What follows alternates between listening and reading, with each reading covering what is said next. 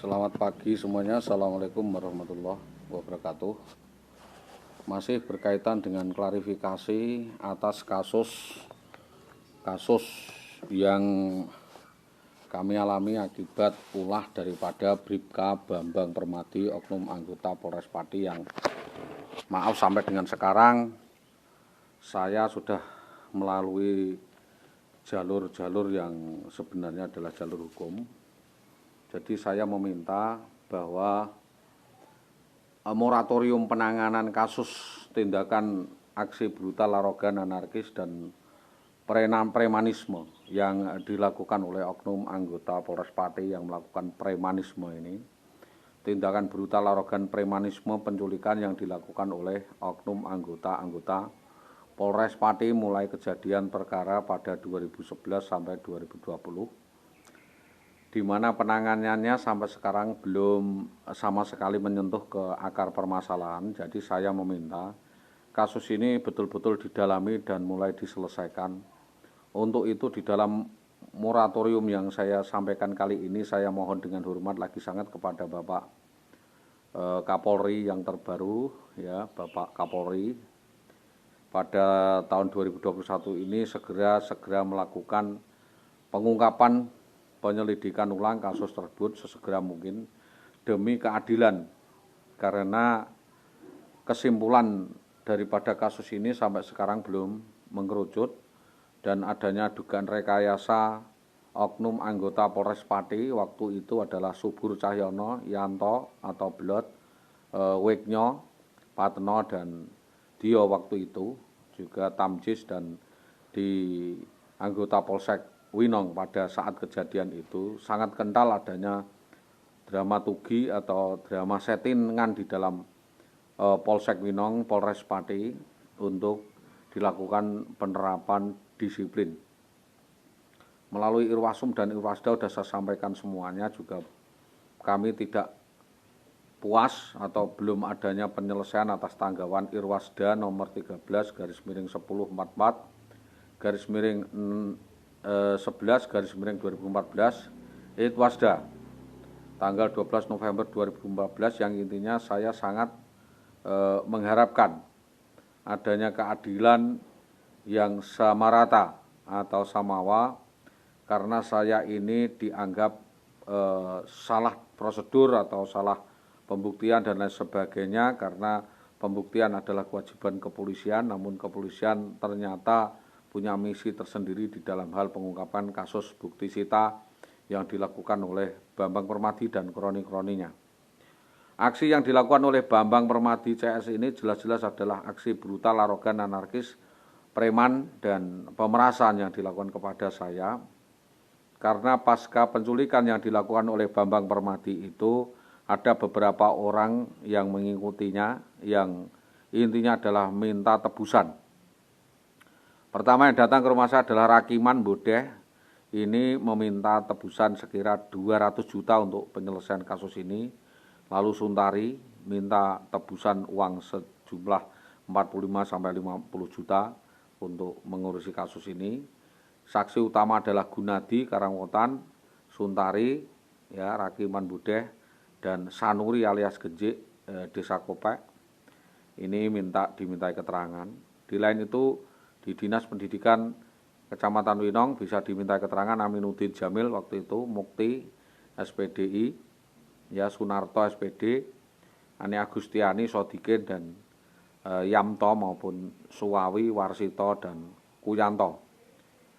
Keterangan-keterangan mengerucut bahwa kasus ini jelas-jelas kasus sindikat, di mana di desa juga terjadi sebuah kasus serupa. Maka dengan ini kami meminta banyaknya bukti yang lengkap kami sampaikan ke Reskrim itu sendiri, tidak untuk menghilangkan jejak tetapi melengkapi bukti daripada langkah-langkah yang dilakukan oleh saudara BBPM dan IWW tersebut. Maka saya tidak puas dengan penanganan Polres sebelum ditemukan fakta dan bukti atas kejahatan beruntun, pelanggaran hukum dan pelanggaran HAM yang dilakukan oleh oknum anggota Polres Pati atas nama Bribka Bambang Permadi sebagaimana dalam surat laporan Di dalam moratorium ini saya juga menyampaikan dan memohon dengan sangat agar Polres Pati segera mengungkap kasus kejahatan ras persekusi di wilayah Mojo Lawaran Gabus di Gabus, dan yang dilakukan oleh oknum Polres Pati ini diungkap secara objektif, jujur, transparan, dan bertanggung jawab. Tidak dengan mengalihkan isu atau mengalihkan kasus ditutup-tutupi, dan saya meminta agar petugas-petugas ini bekerja secara intelijen langsung dari Mabes Polri untuk turun ke Pati untuk segera menyelesaikan kasus oknum Polres Pati yang melakukan penculikan atas IWW sejak 2011 sampai 2021 ini belum ada upaya penelusuran dan penyelesaian. Harapan kami Bambang Permadi bertanggung jawab untuk mengawini secara sah atas perempuan yang digondol kabur ini dan mendapatkan tuntutan hukum atas perbuatan secara beruntun, berlarut-larut, menculik dan membawa kabur atas anak dan istri saya. Bahwa hal ini sama sekali tidak etis jika tidak dilakukan sebuah penelusuran kasus, karena permasalahan yang saya hadapkan ini, saya menuntut saudara Bambang Permadi, oknum anggota Polres Pati yang membawa kabur atas anak dan istri saya. Yang kedua adalah menggugat soal pelayanan Polsek Winong Gabus dan Polsek Tambaromo yang sampai sekarang tidak segera menindaklanjuti secara maraton laporan saya sudah 10 tahun, yaitu tentang dugaan penganiayaan masif yang dilakukan oleh Jayo Setianto, Desa Danyang Mulyo, Kecamatan Winong, yang terjadi di Jalan Sugian sampai dengan Kebulambang. Tentang lempar kasus yang dilakukan oleh kepala-kepala sekolah SD 03 Tambaromo, Sudarmati, Sukawati, dan Muhammad Sutopo terkait dengan penyaluran alas hak insentif tunjangan suami. Ini tentang penyaluran alas hak. Tentang dugaan rekayasa kasus fitnah yang dilakukan oleh Indah Wayu Widiawati dan kroni-kroninya, SD 3 Tambaromo yang memvonis, membuat vonis sendiri seolah-olah saudara Suliadi menderita gangguan kejiwaan dan stres, depresi, dan tuntutannya adalah jika benar ternyata saudara Suliadi ini depresi, maka denda perawatan rehabilitasi selama ini kepada dinas, dan jika tidak terbukti maka didenda atas pencemaran nama baik dengan denda sekitar 20 miliar 800 juta rupiah. Menuntut pihak-pihak yang turut serta di dalam upaya membantu di dalam kejahatan rekayasa, kejahatan lainnya yang dilakukan oleh IWW kepada saudara Suliadi selama ini. Kami juga meminta Bapak Kapolres Pati bahwa pada sekitar 12 Februari 2012 pukul 22 bertempat di jalan antara Sugian sampai dengan Kebulambang, Winong, saya mengalami persekusi, penganiayaan dan pengeroyokan yang dilakukan oleh seorang bernama Jayo Setianto Danyang Mulyo, Kepala Dinas Pendidikan Kepala Pendidikan Tambaromo. Ini laporan pertama. Yang kedua adalah bahwa akibat dari pukulan-pukulan tangan yang dilakukan oleh saudara Jayo Setianto ini, korban mengalami patah janur hidung kanan, patah rahang kanan, kelopak mata kanan, bengkak diduga tulang wajah retak, dan menderita cacat permanen, pusing-pusing berkelanjutan dan mudah lupa sehingga tidak dapat menjalankan kewajiban berakibat rusaknya keluarga. Yang ketiga, saya memohon kepada Bapak Kapolres Pati agar pelaku untuk dituntut sesuai dengan undang-undang, pelaku tersebut untuk dapat dituntut sesuai dengan aturan yang berlaku di Indonesia. Ini tindak lanjut daripada pengaduan kami. Pengaduan ini saya buat dengan kesadaran dan sejujurnya atas kebijakan Bapak Kapolres Pati. Kami sampaikan terima kasih. Ini untuk ditindaklanjuti juga pihak-pihak yang dapat ditetapkan sebagai tersangka, yaitu Supawatin, Sunarto SPD, Dahlan Istanto, Sudarmati, Sutopo, Sarpanesa Winarto Jaswadi Sukowati Rusmini Jaswadi ya Suroso dan Jayus Setianto. Ini saksi utama. Ini bisa ditersangkakan. Ini petunjuk-petunjuk karena ini adalah para pelaku atau pihak-pihak yang diduga turut serta di dalam melakukan kasus-kasus bagaimana yang kami maksudkan. Kami meminta bahwa agar supaya kasus ini segera diselesaikan, agar tidak berlarut-larut karena berkaitan dengan nasib seseorang. Kami juga meminta banyaknya hal-hal yang ada kaitannya dengan peristiwa ini berkaitan dengan penculikan dan upaya pengalian ya. Pengalian ini bisa dilakukan, termasuk juga adalah penuntutan kepada seorang pengawas SD atas nama Subagi. Kita temui pada Desember 2018, ini Subagi Sudarmadi sebagai pengganti kedua kepala sekolah.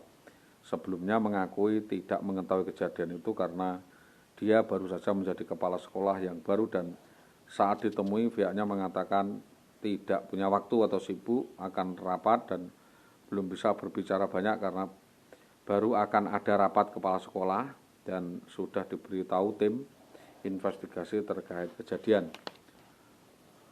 Bahwa adanya dugaan ya kronologi tertanggal 20 Maret 2018 sebagai tindak lanjut klarifikasi 7 Maret 2018 Dinas Pendidikan Kabupaten Pati tentunya bisa menanggapi laporan DK melaporkan terjadinya penterlantaran dan penundaan secara berlarut-larut terkait pelayanan alas hak insentif tunjangan suami, hak kemahalan dan yang semestinya ini sejak 2011 sampai dilaporkan ini Kepala Dinas Pendidikan Tambak Romo atas dugaan penyimpangan jabatan dan tindak pidana penggelapan asal-usul seseorang pasal 277 KUH pidana tertanggal 27 Mei 2016 dan kasus berlapis merujuk pada penjelasan pada pasal 28 ayat 1 huruf B Undang-Undang Nomor 37 2018 tentang Ombudsman RI dan kesepakatan Inspektorat Kabupaten Pati Darsono Hati kepada Inspektorat Pati ditegaskan bahwa jika dinas terus menahan hak seseorang jelas adalah pelanggaran hukum. Karena menurut peraturan, Saudara DK berhak untuk mendapatkan tunjangan insentif selama masih terikat perkawinan itu dan sebagai terutang ataupun sebelum putusan hakim ingkrah karena suatu putusan cerai. Adapun keterangan selanjutnya adalah pelapor yang adalah merupakan mantan suami dari seorang atas nama IWW, seorang pegawai negeri sipil pada SD 3 Tambak Romo Pati tersebut berdasarkan keterangan pelapor-pelapor lainnya bahwa saudara RI telah melakukan permufakatan jahat, sengaja melakukan kabur dari rumah dengan seorang laki-laki lain dengan perencanaan persekusi, berulang kali melakukan tipu daya, tipu muslihat, rekayasa bohong, persekusi, penganiayaan, KDRT faide, berkali-kali melakukan penipuan, percobaan pembunuhan, dan penggelapan terhadap harta benda pelapor dengan perantara orang lain, yang juga diduga melakukan pencurian, penggelapan, penipuan, pemalsuan data atas uang dan surat berharga milik korban dan keluarga korban dengan perantara orang lain. Dan pada tanggal 27 Mei 2016 pelapor melaporkan hal tersebut kepada yang berwajib, di mana yang berkaitan namanya adalah Sutopo, berkonspirasi telah melakukan perampasan hak, penyelewengan dan penggelapan status atas anak-anak dan keluarga korban dengan status sebagai suami sah, bahwa pada tanggal 7 Juni 2016 melalui pemberitahuan perkembangan hasil penyelidikan SP2HP, Polres Pati telah melakukan penyelidikan.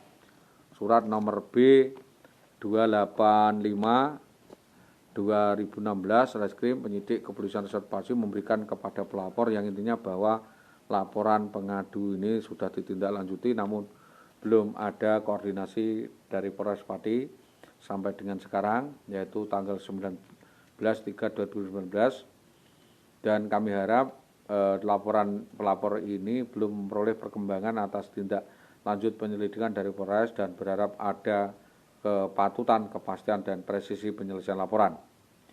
Atas peristiwa ini korban sangat terpukul, dirugikan baik secara material maupun imaterial karena adanya penelantaran pembicaraan oleh pihak-pihak yang seharusnya bertanggung jawab di dalam melakukan penyelesaian layanan. Korban juga terhitung dirugikan secara material lebih dari 3 miliar rupiah akibat surat-surat benda-benda berharga lainnya yang digelapkan oleh IWW dan dibawa kabur oleh yang bersangkutan.